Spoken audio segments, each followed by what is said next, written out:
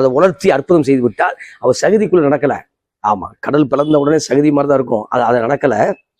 அங்க ஆண்டவர் அந்த இடத்துல ஒரு சூடு உண்டாக்கி அற்புதம் பண்ணிட்டாரு. வெட்டாந்தரை போல நடத்தினார்கள். இப்ப தரையில அழகா சேரட் வண்டி போட வாய்ப்பு இருக்கிறது, குதிரை வண்டி ஓட வாய்ப்பு இருக்கிறது, குதிரைகள் ஓட வாய்ப்பு இருக்கிறது. அது ஏற்கனவே குதிரைகள்லாம் மிடில் ஈஸ்ட் குதிரைகள் தான், அரேபிய குதிரைகள் தான். அது கண்டிப்பாக ஓட வாய்ப்பு இருக்கிறது. ஆனால் இந்த இடத்துல பார்க்கும் பொழுது அது கடினமாக கர்த்தர் நடத்தினார். உனக்காக ஆமா கர்த்தர் யுத்தம் பண்ணுவார். ஆமா, அவர்கள் கூட்டமாக இருக்கிறார்களே, அவருடைய எண்ணிக்கை அதிகமாக இருக்கிறதே, நானும் சிறியவனாக இருக்கிறேன் என்று சொல்லி அச்சப்பட வேண்டாம். கர்த்தர் உங்களுக்காக யுத்தம் பண்ணுவார். இங்க பார்க்கும்போது எகிப்தின் சேனையை நம்ம வருத்தத்தோடு நடத்தினார்கள். அவர்கள் பிடிக்க முடியல. அயனாவி நடந்துதான் போயிட்டு இருக்காங்க. ஆமா, இஸ்ரவேல் மக்கள் நடந்து போய் கொண்டிருக்கிறார்கள்.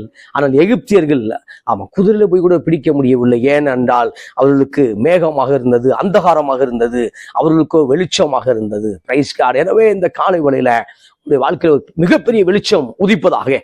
கர்த்தரை நம்பும் பொழுது நீ பாக்கியவனாக இருப்பாய். கர்த்தரை நம்பும் பொழுது கர்த்தர் உனக்காக யாவையும் செய்து முடிக்கிறவராக இருப்பார். அப்ப வருத்தத்தோடு அதை பிரயாசப்பட்டார்கள், வருத்தத்தோடு ஓட்டி கொண்டிருந்தார்கள். இப்போது ஒன்று புரிந்து கொண்டது, கர்த்தர் அவளுக்காக யுத்தம் செய்கிறார் என்று புரிந்து கொண்டார்கள்.